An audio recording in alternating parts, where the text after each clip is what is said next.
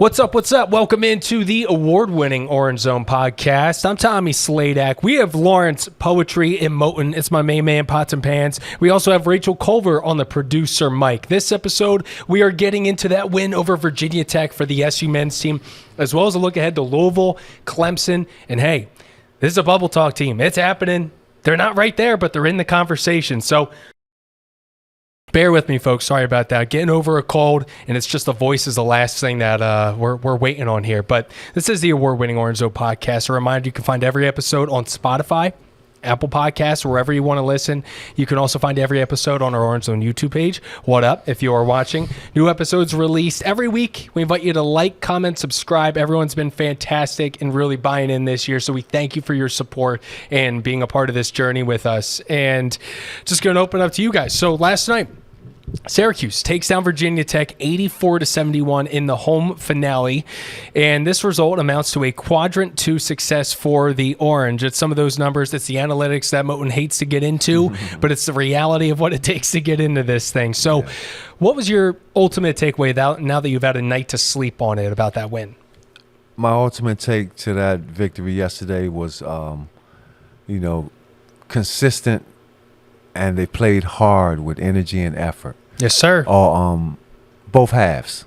Of course, that Notre Dame game, we started out, we up 30 points, and then we let them come back and cut it to 3. But yesterday, it was a solid, all-around team game. They were definitely well-rounded as far as understanding the defensive principles and the two guys they had to stop. And I thought they did a very good job of that. And 14-2 at home is not bad. Not bad at all. Not bad. So it was a solid win. We need to keep this ball rolling. There's no greater time to win during the season than now. Like we were talking about earlier. We are kind of like on the bubble. So just keep winning your games, man. This next game against Louisville, it would be a travesty to lose this game. So I think they'll be ready. I think they'll be hungry, and we're moving forward. Moving forward. And with the win, they move to 19-2, 10-8 in ACC. I had to look this up, and it shocked me, but they are now having the opportunity to get to 11-plus conference wins for the first time in 10 years. That was 2013, 2014, the first year in the ACC when they went 14-4. That was a very good team. But the fact is this is the best record they've had in 5 years, which is crazy. Rachel, what stood out to you about the game and just kind of the numbers you're seeing now? As Moten was saying, I think the best way to put it is it just finally felt like a complete game. Ooh, it felt like we actually saw all of the things that we've been looking for all year. One of the biggest things that we've been talking about is rebounding, and they finally won that rebounding battle. It was one of those big things that Adrian Autry pointed to. They also led in assists, forced turnovers, bench points, blocks, fast break points, steals, points off turnovers, and points in the paint. The only category that they didn't lead in was second chance points, and they barely lost that 9-7. So it just felt like it was one of those games you're like, what if we've seen this all year as opposed to just this, one game, maybe UNC, a couple other games thrown in there. I mean, we saw I think the biggest step up was it was 3 games in a row, right, with NC State and Notre Dame where they're up big at halftime. And it was kind of like, okay, when's it coming? It's like the Grand Theft Auto meme, like, here we go again. Right. And this time they had that moment, right? There was at one point where it was a 7-point game, and it was truly like, are you kidding me right now? It's 3 games in a row. But then they hit that second gear. There was a big timeout by Adrian Autry. Whatever he said in that, they came out, and it was never close. It was never close in that. And so to see them take that step up, I thought that was massive. Absolutely, Tommy, and that's what it's about, understanding situations and being ready when the time is called. Like you said, they made a run, and honestly, that was Virginia Tech's first run during that whole game, and I tell people basketball is a game of runs. If you can make 2 or 3 runs, you're liable to win the game most of the times, and they made a run, and Adrian Autry called a perfect timeout, got the guys together, and came back in and made a play, a slip screen to Brown, and he made a dunk, and then the ball started rolling again. And I'm just happy for the guys. No matter what, we say and how we talk about them all year as far as being a team, we don't know which one is going to show up. I can honestly say overall, they're trying the best they can and they're playing hard. And that's all we can ask of these guys. And, the sky's the limit. I'm looking forward to this next game against Louisville on the road, to see what type of character building we have as far as knowing that it's a game we should win. But you have to be prepared because anytime in the ACC, you will lose. And 10-8, I'll take it, but I'm not satisfied. Being in that 8-9 range for the last 6 or 7 years is not good to me personally. I'm a top 4 or 5 guy in your conference. If you can be in the top 4 or 5, you definitely have a chance of getting to the NCAAs. But Adrian has been doing a great job. 19-10, first year, and if he gets 20 wins, that'll be a winning season, if you ask me. I would think so too. I think there's some people that kind of have that as making the tournament, but to me, like we've seen, the past few years have not gotten to this point. Right. So what he's been able to do and to be able to get over the humps, move past one of your players and veteran players getting dismissed in the middle of the season, how can you make your team respond? Yeah. And so far, we're seeing those coaching successes, not just from Autry, but from Griffin, McNamara, all the guys on that team that are a part of making this, just a new era is what it is. And absolutely. Go ahead, man. And I was just thinking too, we talk about it, and they have 19 wins this year, and that's the most in the past 5 or 6 years. It's so strange. It's unbelievable, to actually think about that. We were talking about it yesterday. But kudos to Adrian and his staff, G-Mac and Griff and the guys. And, hey, let's keep it plugging. Let's keep it going. We're on a 3-game winning streak. Why not make it 4? Why not make it 4? And it's putting my consistently inconsistent, like that tag is taking a back seat. Absolutely. I'm seeing some consistency happening right now. But let's hit on the MVP of the game, because he's the type of player that could just be a March name, right? Like Marquise Noel, like we talked about with Kansas State. Mm-hmm. Judah Mintz has the ability to be that name in the month of March. We see these again and again where the teams that have some hot guard play, man. Yes. They make a lot of noise. And so I think there's a lot of people that would love to see Judah Mintz in the big dance, because he had 29 points, 6 assists, 3 rebounds, 3 steals, 10 for 17 from the field, and 8 for 8 from the free throw line. Second best point total of the season, falling short of only the 33 he scored in the early season game against LSU. I forgot about that. He did put up a 30-burger against them. So with Judah and then with JJ in the way that he's been doing his thing, averaging 18 points over the last 12 games or whatever it is. He finished with 13 points, 6 boards, 5 assists. You got to love, as a purist of basketball, and especially the era in which you played in, he reminds me of you in a way of just the success we see from the mid-range jumper. Yeah. Because he's never scared to take it, and he's so comfortable taking it. Absolutely. JJ has been playing very well on the latter part of the season, him and Judah. And in order for us to be successful, we're going to have good guard play from those two guys. And when those two guys are playing well, we play well as a team. And what I have noticed is, because sometimes I look at the game and I see where Brown might get it and he has a shot, but he looks for JJ or he looks for Judah. And that's because they are the two scorers, and those are the two of the guys that make our engine go. So if they play well, we're gonna be successful. And for Judah, this is very important for him to understand. If he gives us 29 from this point on each game, and we're winning and we're going far, and we make the NCAA tournament, it'll be time to go. But if not, there's a situation I think that you might want to think about it and try to come back, because it's all about the guard play. Rachel wrote on the paper, could be his last game played in the Dome. Yeah. And we shall see. Because, again, this is when you can make a lot of that noise. Absolutely. And so right now, Rachel, let's get into bracket talk. Let's do it. 2 games left. It's Louisville. It's Clemson. We can talk about the net. We can talk about all that. There's a very good video right now If you check out Stanford Steve and I believe Scott Van Pelt both have it up on their X pages right now, where they kind of went into the nitty-gritty of the net rankings last night and how the Big 12 has somewhat built themselves in their non-conference schedule around this net formula in playing these lower teams and beating the crap out of them, which in turn does benefit them than, say, Syracuse losing to a good team by just a little bit. And they perfectly showed what the Big 12 is doing and how the ACC has kind of been the opposite in how they do their non-conference schedule. And end of the day, he said, the ACC can try to do the same thing. But to me, it also brings up the question of, do we want to try to reward the system of playing lesser teams and then just running up the score on them? Is that the best product that we want to see? But end of the day, the rankings are here. And Rachel, I want to hear your thoughts on kind of where they stand and what Joe Lunardi's saying and everything. Yeah, so Joe Lunardi actually came on the broadcast last night at halftime, and he said something along the lines of the winner of this game will remain in contention for an at-large bid, while the loser is done. Right. So I mean, it was a big deal that they were able to pull that out last night. I'm not entirely comforted by that statement, if I'm being completely honest with you. I had someone in the newsroom come up to me this morning and ask me if I had to give a percentage chance that they got into the tournament.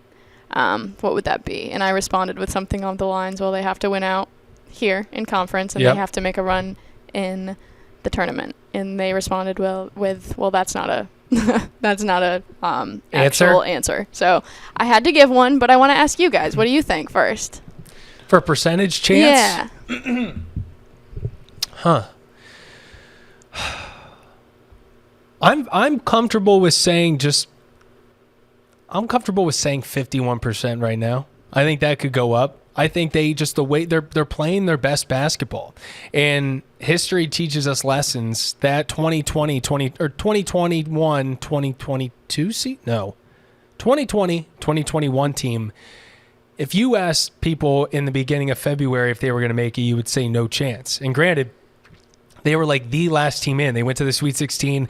Buddy went off. Gerard went off. And, San Diego State and West Virginia had no idea how to handle the zone.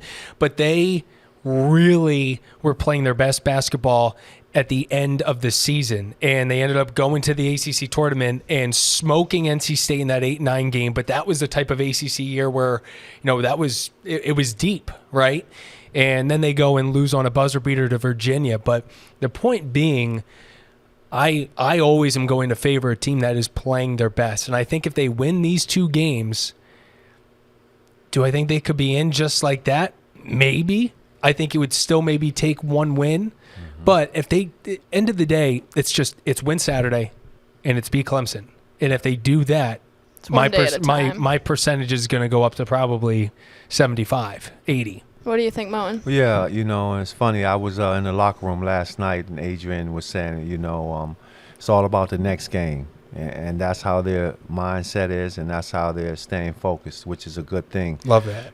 So I'll say about 52 to 55% on chance of making it. They win these next two, and then maybe win one in the tournament. And I definitely think we have a chance to be in. But my question to Mr. Lunardi is, how many teams have been which are in the ACC, how many have made the Final Four? The ACC has done pretty well in making the Final Four these past couple of years. Exactly. And they've outplayed the Big 12. Exactly. And they've outplayed the Big 12. So let's look at that also, Joe. And just don't give up on us guys in this ACC conference. And like I said, overall, I'm happy with what's going on. Of course, we lost a couple of games we should have won. Instead of 19-10, it could easily be 21-7, easily. So just taking it right now, one game at a time, keep winning, and let the bracketology people talk and do what they have to do, as long as we just keep doing what we have to do, and that's winning. Exactly. Can I give you a good stat, though? Yes. I think you guys will both enjoy. So I saw this on Twitter this morning from JBR Bracketology. Syracuse's resume average, so strength of schedule, who they're playing, is down to 37.5 this morning. And in the net era, not including 2021, which is the COVID year.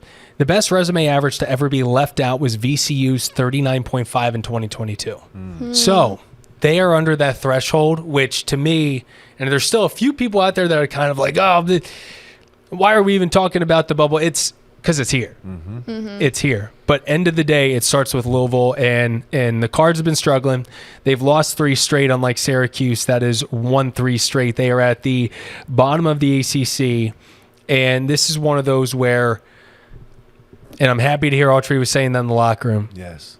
Moten, because that's what it's coming down to. I don't even think you can try to have a mindset of thinking ahead to Clemson at all. It's taking care of business. Absolutely. Do we want them to smack them and win by 20? That would feel good. Yes, it would. But it's all about the W, right? Absolutely. It's all about the W. And they take on Duke tonight. So if you're reading this, maybe they snap that win streak, or watching this or listening. Maybe they snap that win streak, or maybe it's 4 by now. But let's go with chances are it's probably going to move to 4 as they take on the Blue Devils. So that's going down Saturday night. Looking forward to that. And then, I mean, talk about a storybook finish with Clemson, man. Yeah. Joe Girard, been a part of this program, had been a part of this program for years, goes for a new opportunity at Clemson, and it could be one of those situations where that game decides some serious fate. Yes, absolutely. Yeah. Not only some serious fate, I think that game might decide which team gets in. I would not be surprised at all. I would not be surprised at all. Clemson is kind of on the bubble also, and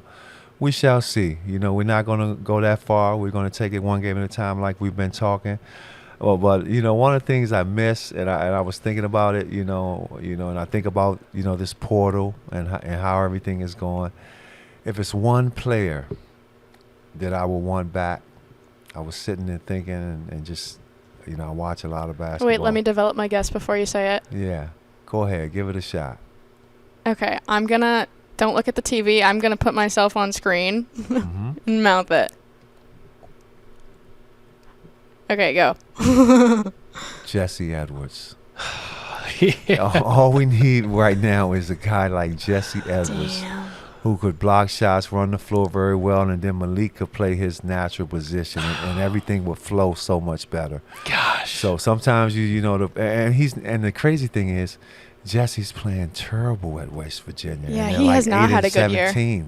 They're not even playing well. So it's like sometimes the portal is not good, guys. That one, too, is one where I guess I was a little bit surprised that there wasn't some movement from him and more from the team when, Bob Huggins, everything that went down with him. So, like, you're going and whatever that NIL deal was, but you're looking to go play for Huggy Bear. You're looking to play for kind of a Big East legend. Right. And then he melts down in the offseason. Everything He's goes gone, wrong there. and Jesse stays. That was interesting. That was really interesting. And it's one of those where, I'm going to hit him up. He got better every year here. Oh, my gosh, He got better every year. So sometimes it's not always good to leave. Yeah. Who did you mouth, by the way, Rachel? We're going to cut that portion because I misunderstood the question. so you guys, you're going to Quadir. Well, because I interpret it as like who he wants to stay, like as opposed to like transfer out next year. Okay. Some like a piece that he finds valuable to continue on. But got it. We're going to cut that out. Sounds good. Big cut right here. It's staying. It's staying, editor. Because you know why? The editor is going to be me today. So I'm the one keeping that in. Final thoughts for me. I am so sick of the 8-9 game. I am sick of the 8-9 game. I am done with it. Get out of the 8-9. Yes. Go in the 10. No, don't go to 10. But 7 or higher. I think right now they're at 7, if I'm not mistaken.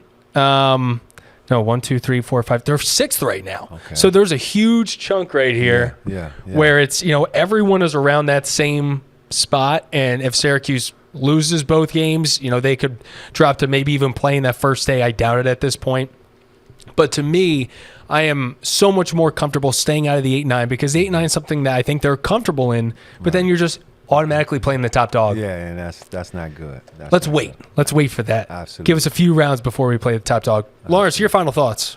My final thoughts is, guys, all of us bleed orange and just keep doing what you're doing. We're on a winning track. Take this game seriously down in Louisville, and stick it to them. It's a winnable game. We know if we do what we have to do, we should win. and don't make them feel don't keep it a close game. If it stays Don't entertain close, that. yes, if it stays close, that's when things will get a little shaky. But I think we're going on the right track. The guys have bought into what Adrian's and the guys are telling them as far as coaching and strategies. And hey, I like it. How about you, Rach? I'll just go back quickly to the percentage chance that I see them getting in. Yeah, sorry, I forgot to ask No, you. you're good. That's on me. Will say that I am a hardened pessimist in most situations. Good. Especially Good. having, It's the Brendan Hodges Yeah. ghost is here. especially having sat through too many selection Sundays to count where you're waiting for a name to be read off that you never hear. So I went with 35. I went low ball on that. But How do you in feel? doing that, I'm hoping that I'm like jinxing something, I that's fine. We need the opposite juju happening. By the way, DC for the ACC tournament this year. Yes, and I found The that home out. turf. Exactly, and I'm thinking about going. Good, I just man. found out about that a couple of days ago, March 12th. Yeah. So I'm looking forward to that. If I don't go, I'll definitely make sure some of my family members get tickets and support. And it's a great venue. A lot of Syracuse blood down in the DC area, the DMV area. Please believe it. So the support will be big. They invade the Georgetown turf, man. Yeah, no. It's our turf. That's Moten's turf. Absolutely. People need to understand. We have 3 Hall of Famers that are from Washington, D.C., who came to upstate New York. It says something. Me, Dave Bing, and Sherman Douglas. Number 20, 21, and 22. How ironic is that? Love Something that. in the water, That's man. crazy, right? Something in the water. Yeah. All right, that's our show. I'm Tommy Sladek, Lawrence Poetry in Moten, Rachel Culver. We're out of here. My voice is going to sound a lot better later this week, I promise you. Thanks for bearing with me. We're out here. Peace. Peace.